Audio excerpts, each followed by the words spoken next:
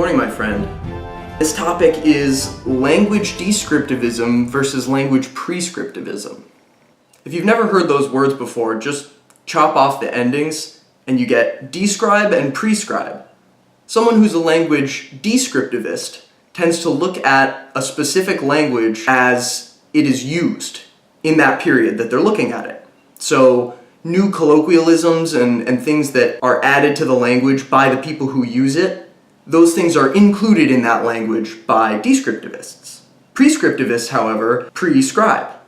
These people take whatever the official stance is on what that language should be, according to the dictionary, the federal government, whatever association or institution claims the right to say what is correct and is not correct in that language. So a language prescriptivist is most likely the one who's going to call you out on bad grammar.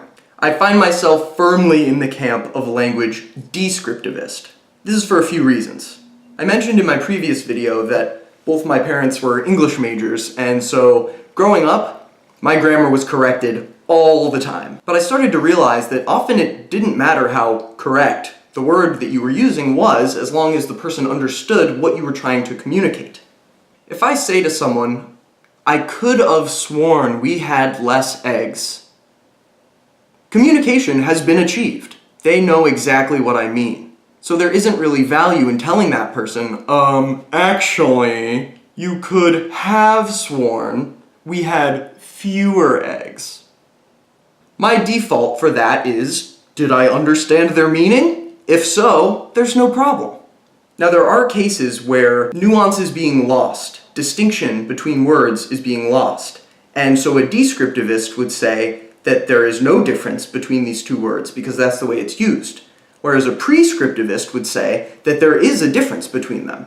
It's just been lost. People don't recognize it or know that that connotation exists with that word, and so they don't use it in that circumstance. My favorite example of this is anxious versus eager. Now, someone who's anxious to do something might want it to come quickly, but that's usually because they want to get it over with. It's an anxiety, it's an apprehension. But someone who's eager can't wait. They're going to have fun doing that thing. In situations like this, I do lean slightly more to the prescriptivist. But that's because the meaning is not delivered to me the same as they intended. If someone tells me they're anxious to do something, I'm not sure if they mean they're panicky and worried or if they're psyched about it. In these cases, I'll usually ask to clarify. But most of the time, it's just not worth it. If I know what they meant, there's really not a problem there. That's the practical piece. The philosophical piece leads me to a similar conclusion. I like that our language is growing and changing, and there's no way to stop it if we wanted to. For centuries, there have been institutions that have coded the proper way to represent a language in speech or writing, and the people using it inevitably come up with new words, new usages of old words, new grammatical functions and formats and syntactic play that gives them more ability to represent nuance the way that's meaningful to them. This is why I think it's necessary to allow a language to grow and change as the people do. Because a people's language, in a lot of ways, is a representation of the collective mind of that group of people. Changes in attitudes and perspectives of a population are reflected in the changes in their language. For this reason, a language has to be able to grow and change if it wants to be able to do what it's meant to do for those people, encode their minds. If the minds change and the language doesn't, these people become disconnected from one another. They lose their ability to communicate what is inside. There are plenty of times that I have a feeling or a dynamic in my mind that I'm trying to communicate, and I don't find a sufficient grammatical construct in English to represent it. And so I improvise a new one sometimes.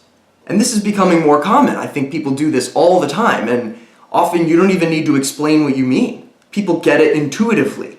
This recombining of existing grammatical structures and functions in new ways is great, because if you already know how that function works in one situation, you can apply it to another situation, and most people will be able to translate that across. The natural changes that a language goes through sometimes we'll reduce nuance, but sometimes we'll add it significantly.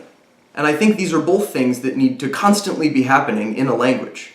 If a term exists that is too general, then it will become further distinguished and fractured and fragmented into smaller pieces so that we can be very specific about what we're talking about in that field. At the same time, if distinctions that exist in language are not experienced or felt in our lives, then we'll stop using those different words. They mean essentially the same thing to us, and so we don't need that redundancy anymore. In this way, I think a culture's language is a distillation of their collective mind.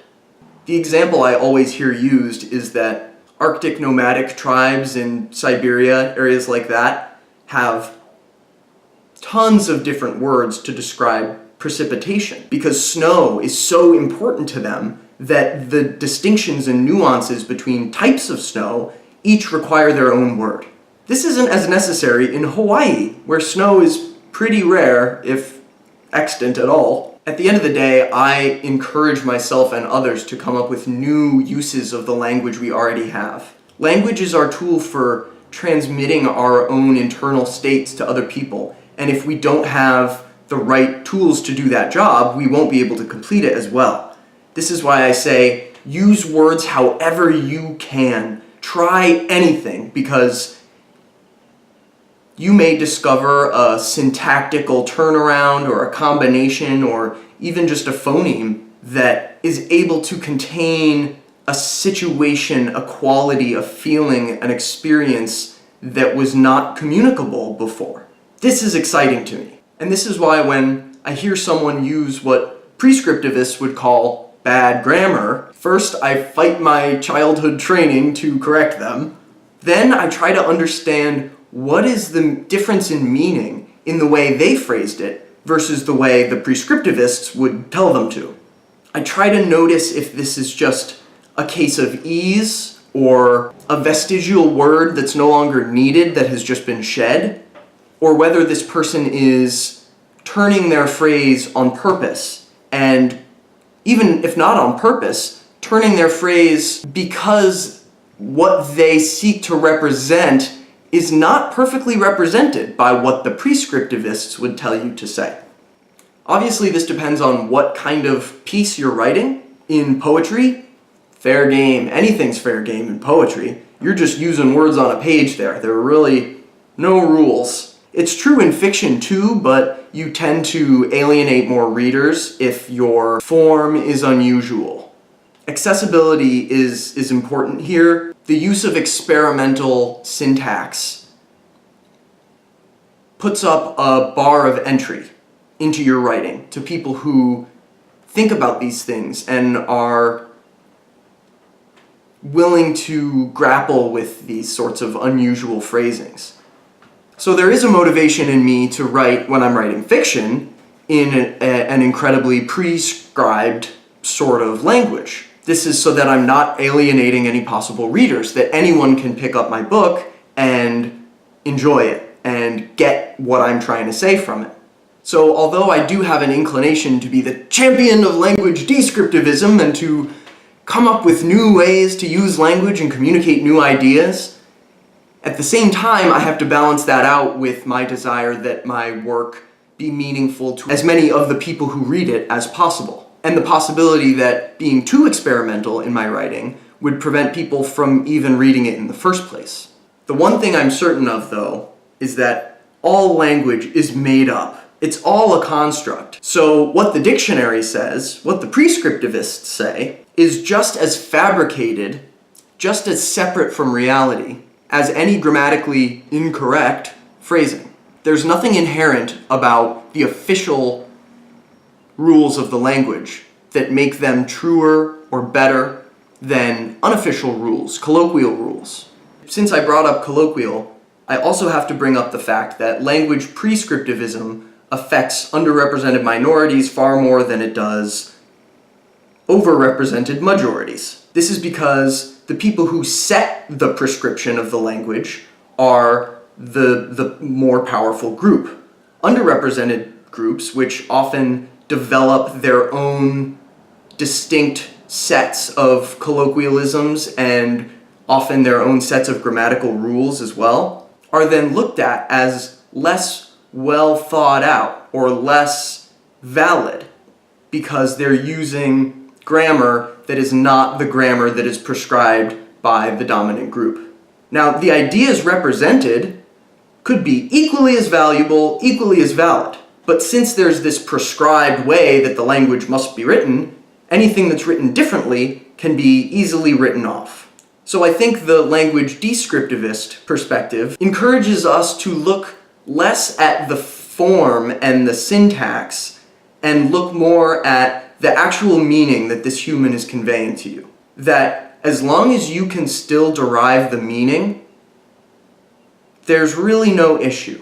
This could be taken to varied extremes. I'm not sure it's a good idea for instruction manuals on how to operate a forklift to be written in experimental syntax. There are some uses of language that are closer to uses of mathematics, where you don't want there to be any sort of ambiguity. You want every single person to walk away with the same understanding of that text. But even in that argument for prescriptivism, if a person who has never used the prescribed language and has used a regional colloquial or something like that, then encounters that manual, they are forced to learn and integrate the prescribed version of the language, but the people who learned the prescribed version from the beginning have no obligation to learn the colloquial. This is an imbalance, and I think allowing language to exist in the structure that it wants to is the way forward. To not write off, no pun intended, someone's writing just because you're unfamiliar with the syntactic patterns that are being used there. But I want to know what you think about language descriptivism versus prescriptivism. In a million situations, there are a million different ways to look at this, so I want to know what you think. Please leave a comment. I put on my About page on my channel and in the description of my videos a little disclaimer. The ideas that I talk about on this channel are pretty broad and pretty fundamental. And for this reason, I cannot avoid making generalizations. The disclaimer in my descriptions in my About page is pretty much just to say, take everything that I say with a rock's worth of salt. I fully understand that these are generalizations and that there is always an exception to everything that I'm saying. I do not mean to speak for anyone else in these videos, and although I often fail at this, I do my best every day to speak and act from a place of love and of desire to understand and of connection. These are the things that are most important to me. So even if I stray from that mode of operating in these videos, I hope that you understand that I am never trying to speak for someone else, tell anyone else their own life story. This is me sharing my experience and really asking to hear your experience. A lot of this channel for me is, I want to learn from you. I've got these ideas up here and I can put them out, right? But they're not going to grow unless there's synergy, unless there's something that they mix with to create something new, a third thing that neither of the two of us could have ever come up with alone. This is my third video, and I plan to keep making them. I've got a lot of different things to talk about, and I just want to thank everyone who's been watching and liking the videos, commenting, subscribing to the channel. That's fantastic, and it just gives me energy to keep doing this. I'm having a lot of fun. I am so grateful for everyone who's here. I'm WordPerson. Thanks for watching.